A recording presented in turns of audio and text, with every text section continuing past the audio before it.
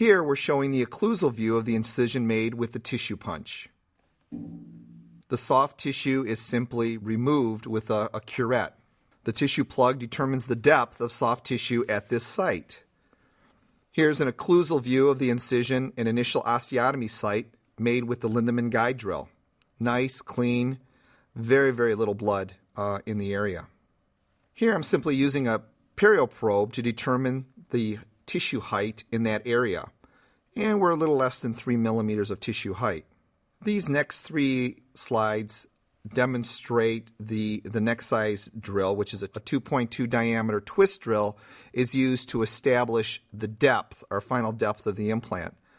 The black lines are clearly delineated at 7 millimeters, which is the bottom of the first black line, 9 millimeters, the top of the first black line, 11 millimeters, the bottom of the second black line, 13 millimeters, the top of the second black line, and 15 millimeters, which is the third thin line. We're placing the 2.2 diameter twist drill into the site. It's following the initial osteotomy made by the Lindemann guide drill. And we're measuring to the predetermined depth that we wanted. Now remember, we had almost 3 millimeters of soft tissue. So if you look at this drill, it looks like we are at a depth of 11 millimeters, which is the bottom of the second thick line, but we have 3 millimeters of tissue. So it's going to allow us to put a 9 millimeter implant in position. Here's a radiograph illustrating the angulation that the implant will be placed in the center of the ridge. The drill was placed about 9-10 millimeters into bone. You can see on the radiograph that the notches on this 2.2 twist drill are clearly delineated. 7 millimeters being the first notch in the bone, then 9, and then 11. So we're not quite at 11, so we're at 9 or 10 millimeters into bone. We then go to use a 3.3 twist drill, and the actual diameter of this drill is only 2.8 millimeters. And it's positioned so that an osteotomy 9 millimeters into bone is made. We predetermined that using our CT guide that we were going to place a 9 millimeter implant. Note again that the soft tissue was almost 3 millimeters in height, so in determining a visual on how deep to place the implant, the 9 millimeters we want the implant to go into the bone is added to the 3 millimeters of tissue height. Therefore, the line markings on the twist drill is visualized to about 12 millimeters. Thus, the visual is in between the second large black line, which is about 12 millimeters.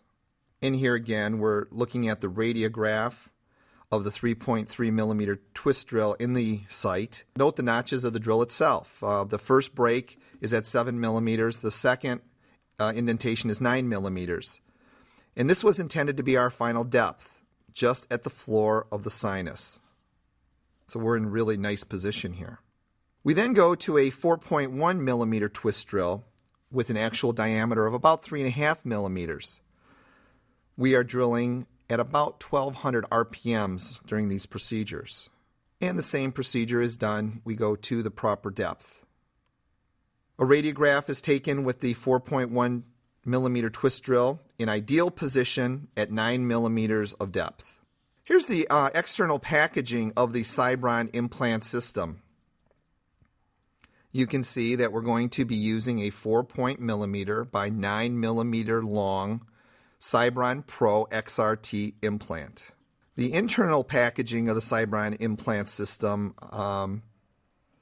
is indicated. So it's a package inside of a package. It's a 4.1 diameter internal hex design of implant. We open that package and you can see how the implant is actually sterilized in position. Again, clearly delineating the size of the implant and the type of implant that we're using. When we break open the internal packaging of the implant, you can see the internal design of the implant itself on the right-hand side. Now with this system, a cover screw is also included in the packaging, and it's on in the other part of the package. So there's no added cost for a cover screw. An Octa implant driver is placed into the handpiece and then into the internal design of the implant. The implant is retained quite readily in the implant driver. The motor is turned down to record 25 Newton centimeters of torque. The implant is then driven into the osteotomy site and stops when 25 Newton centimeters of torque is achieved. A radiograph of the implant in position. The tightness of the implant in bone is checked using a torque ratchet. These record torque of 15, 25, and 35 Newton centimeters. We easily achieve 25 Newton centimeters of torque on this implant in the maxillary right first molar area. Once this level of torque is achieved, we can either use a cover screw or a taller healing abutment can be safely placed into the implant to allow for tissue healing.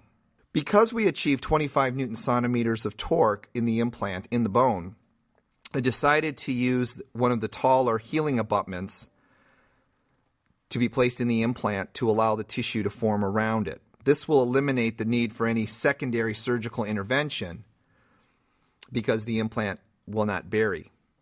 The taller healing abutment will allow direct access to the internal design of the implant after integration has progressed. And here we see the internal packaging. It's a platform switched 2 millimeter long healing abutment, which will allow a nice position. Here is the healing abutment in a hex driver, a hand hex driver that will be used to place this healing abutment into our implant.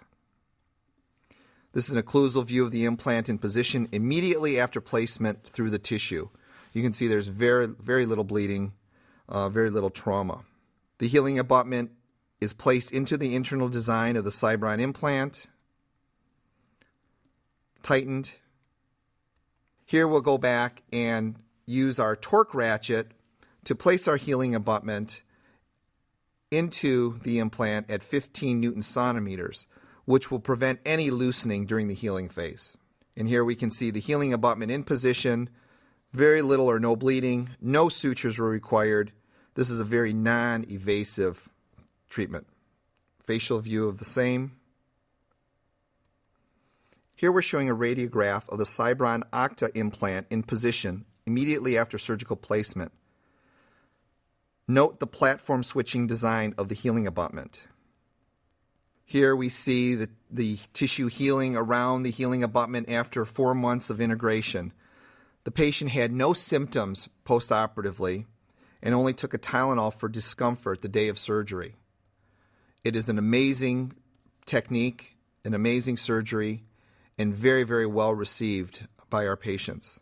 Here, we're simply going to, after integration has progressed, and routinely we will say 4 months of integration in the maxilla and 3 months of integration in the mandible is adequate, although a lot will determine on the compatibility of the bone, the tightness of the implant on placement.